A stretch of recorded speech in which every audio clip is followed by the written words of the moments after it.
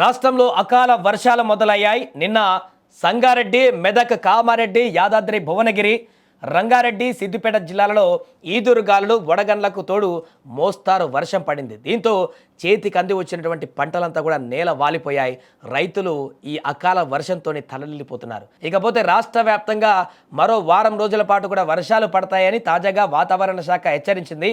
ఈ నేపథ్యంలో అన్ని జిల్లాలకు ఎల్లో అలర్ట్ కూడా జారీ చేసింది. ఎందుకంటే ప్రతి సంవత్సరం చూస్తూనే ఉంటాం, సమ్మర్ మొదలైందంటే వడగండ్ల వన్లు విడుచుకుపడుతుంటాయి. వడగండ్ల వర్షాలు అనేటివి రైతులకు శాపంగా మారేటువంటి పరిస్థితి ఉంటుంది. పిడుగులు పడేటువంటి ప్రమాదం కూడా ఉందని హెచ్చరిస్తున్నారు ఈసారి వడగండ్లతో పాటుగా. గంటకు 50 కిలోమీటర్ల వేగంతో ఈదురుగాలులు వీస్తాయంటూ కూడా పేర్కొంది. ముఖ్యంగా బుధవారం, గురువారాలలో వర్షాల తీవ్రత, వడగండ్ల ముప్పు అధికంగా ఉంటుందని హెచ్చరిస్తుంది.